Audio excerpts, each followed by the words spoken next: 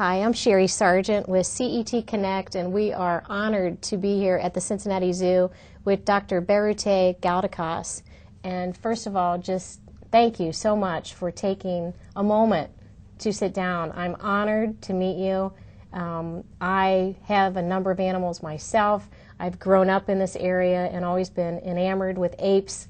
I've heard about Louis Leakey as the great paleontologist. I've heard about Dian Fossey and Jane Goodall, and I know that you're the third Leakey angel, and you keep and love and protect orangutans. So thank you. First of all, I just wanted to say that on camera for the record. And the first thing to tie us together, I understand you, as a child, were inspired by Curious George. Can you tell us about that? Thank you. It's my pleasure to be here. Yes, the book Curious George was the first book that I ever took out of the public library in grade 2. And it must have had a real effect on me because I remember the book so well. Mm-hmm. And I was inspired by this funny little monkey, but more so by the relationship that he had with the explorer in the yellow hat. Okay, the man. The man. Yes. And I guess somehow that inspired me in an indirect and sort of long-lived way to do what the man did, and that is go to the jungles of Borneo and work with great apes. Because the characteristic of Curious George, even though he had a tail, he was more an ape than just a monkey. Yes, he is. And I believe that animals are more than we distinguish them as. I believe, as you do. Now, let me go back in the history. How did you, some people might not even know who Louis Leakey is, Dr. Leakey. How did you jump from, you were born in Germany, and so then you come to the States? Actually, Canada. Canada. I like to say I was born in Canada at the age of 2. Okay, I see. I have no connection to Germany. Okay. My parents came to Canada when I was very, very young, and Mm-hmm. my siblings were all born there. So, go ahead. You came to the States, and where did the Louis Leakey connection come? Well, the Louis Leakey connection came, I was a graduate student at UCLA. My parents moved to the United States, to California. It was a long-held dream of theirs to go to California. And I went to UCLA as a graduate student, and by this time I had a very deep desire to study and work with orangutans. And people ask me, why orangutans? I don't know. I feel like I was born to study orangutans, just like some people are born to dance, Mm-hmm. some people are born to sing, some people are born to make paintings. I was born to study orangutans. And I had tried different things. I had written letters to people, but then Louis Leakey came to UCLA, and I was a graduate student, and we had to go to the lecture for the class that I was taking. And after the lecture, I went up to Louis Leakey and asked him for his help. Mm. I knew he was the one. The moment that he said that he had helped Jane Goodall study chimpanzees, Dian Fossey study gorillas, I knew he was the one that would unlock the universe for me, even before I went to talk to him at the end of the lecture. And was he also looking for you? He was looking for me. He was looking for somebody to go out and study orangutans. And so when I walked into his life, he was waiting for me. That's wonderful. Yeah, it was meant to be. Mm-hmm.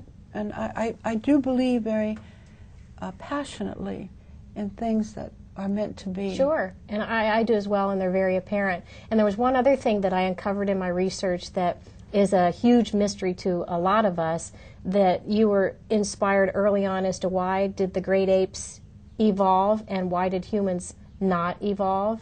Have you found an answer to that question? Right, right. Well, you know, when I was a kid, I had to go to Saturday school, and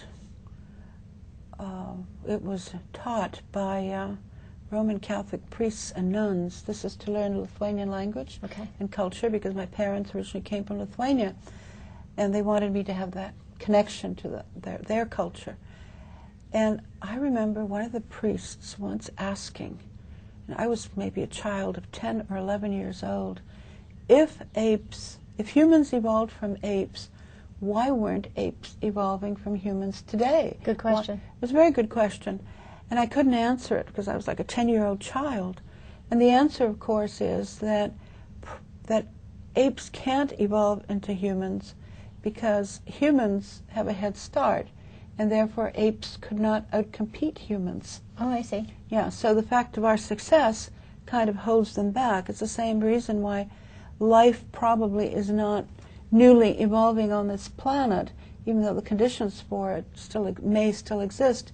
It's because maybe it does happen, but any newly born molecule that has achieved life is going to have to compete with all those other forms of life that have had, 4 billion years of head start. Mm-hmm. So the same thing is true with the apes. They are evolving. They are evolving in their own way, and a chimpanzee of today is very different in some ways from a chimpanzee of 1 million years ago. Mm-hmm. But they can't evolve in the direction of humans because we occupy that niche. I see. It's because of competition. I see. Interesting. Yeah. And then another question that I am very passionate about. Most people don't realize that an endangered species mm-hmm. is not necessarily protected.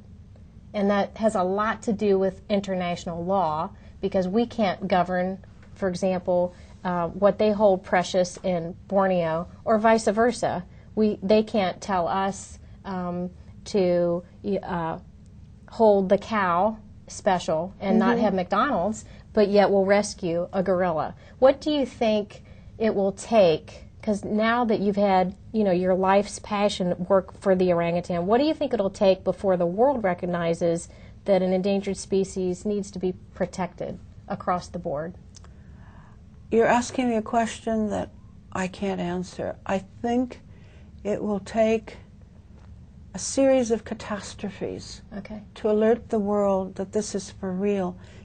People just will not accept the reality if it's brutal or cruel or exceptional. Mm-hmm. An example are people before the Second World War in Germany who refused to accept the fact that the Nazis were actually going to kill them. I see. So the same thing goes true. We can talk all we want about orangutans going extinct, but until they do. But the reality is not in our faces. It's not here. It's not now. We don't feel the pain yet. We don't feel the pain. That's a very good way of putting it. And so in Indonesia, people are beginning to understand to some extent that orangutans really are going extinct. But the problem is the economic pressures and the kind of economic profits that can be made from destroying orangutan habitat are so tremendous that the pain of the orangutans going extinct does not even begin to counterbalance the enormous profits that can be made. The problem is, it's not just the killing of orangutans that's making orangutan populations go extinct. And in Indonesia, everybody agrees you shouldn't kill orangutans, sure. And the police will interrogate and sometimes even arrest people who kill orangutans. But the problem is the massive destruction of tropical rainforest for palm oil concessions in particular. And palm oil generates such enormous profits that a few orangutans or a few Dayak Aboriginal people are not going to be able to stand in the way of it. And what can we do? Can we not buy palm oil? More and more I'm beginning to believe that. Okay. I don't really believe in boycotts, but I'm beginning to believe that if people stop buying palm oil, if the price of palm oil continues to go down, and those concessionaires are not able to make those huge profits, then maybe orangutans have a chance. So I look at everything that I buy in the supermarket, myself personally, whether in Indonesia or North America, and if it has palm oil in it, I don't buy it. Okay. I stopped eating potato chips for that reason in Indonesia. Interesting. Yeah, I switched to peanuts. Yeah, well, no, and I agree. You have to follow the money, and you have to follow what is it that you're feeding. My parents taught me that. What beast are you feeding? Exactly. And make sure that whatever you invest your life in, whether it be your behavior or your money, make sure you follow the dollar and see what what the results are. Right, and palm oil is ubiquitous. I mean, it's called the golden fruit because you can get 3 different types of oil from it. Out of a tree? Out of the fruit. Out of the fruit, I see. Out of the fruit, and you can get cooking oils out of it. Which fruit is this? This is the fruit of the palm oil, the oil palm. I see. And this is a plant that's indigenous to Central and West Africa. Okay. It's kind of a plant that follows human disturbance in Africa. And one of my colleagues actually studied the archaeology of the palm oil and how it's distributed historically in Africa. And it's a very strong and robust plant. It produces massive fruits. The fruits are about this big, and they consist of small fruits that are sort of gathered together in a clump. And it's a very dangerous plant because it's very thirsty. It's like the eucalyptus in that regard. And it needs a lot of fertilizer. Palm oil plantations destroy the soil on which they are planted. And the consequences of palm oil are the destruction of tropical rainforests wherever there are large areas of them. Is anyone working on an agricultural approach of doing, I know when I worked with an aquarium in Florida, they started farming their own Russian sturgeon so that they could actually make money and produce it themselves versus having to farm it in the foreign lands. And then that way they protected certain species. Well, the problem with palm oil is so profitable that countries that used to have it, like Nigeria, are going back to it. I mean, Nigeria had this bonanza of oil, so the problem is getting worse and worse. And the only thing that we can do, like you said, is follow the money trail and not buy any product that has palm oil in it.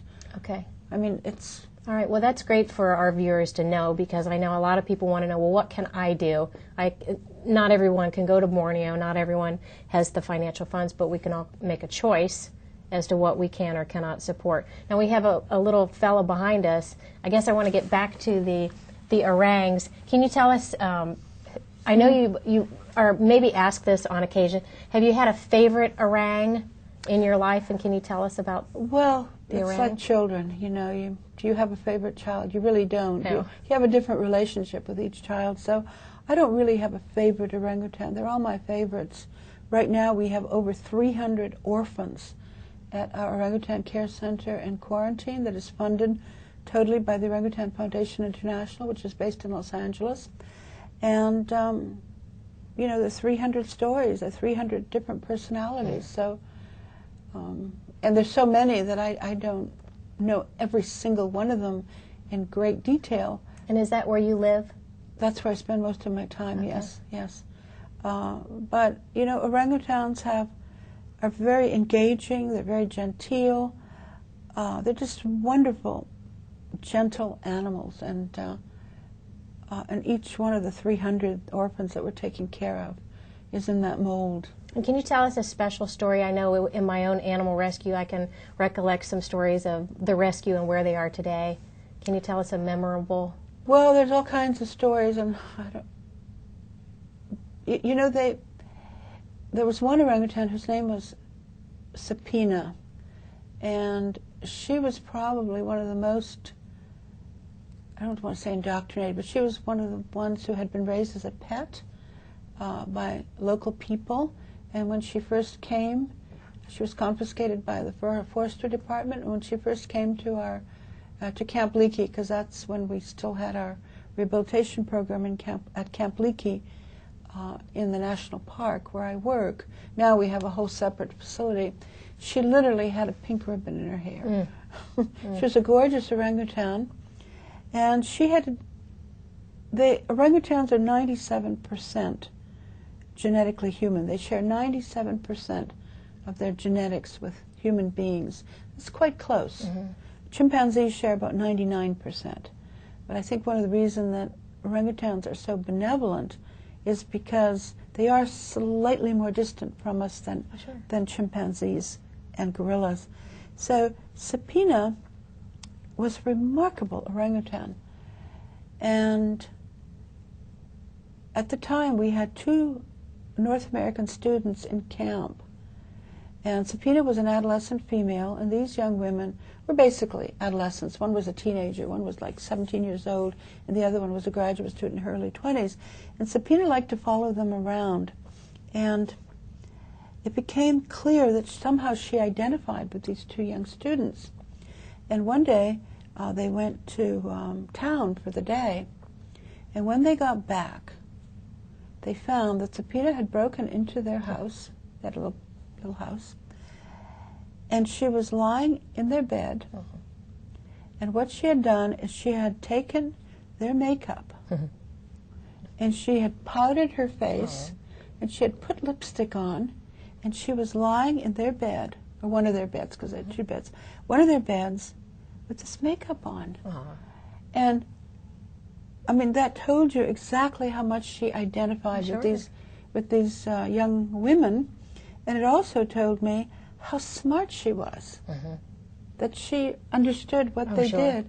And they're very, very smart. I mean, their cognitive abilities are among the highest of all non-human primates, and probably orangutans, with chimpanzees and gorillas, are the smartest of all mammals or animals who have evolved on land, with the exception of humans. I agree. They're very, very smart. I sometimes think they're smarter than us even, because they reach out to us, even though no matter what we've done to them over the years, they still reach out to us, and I believe they try and learn our language by mimicking, you know, whether put the makeup on, and I agree with you full-heartedly.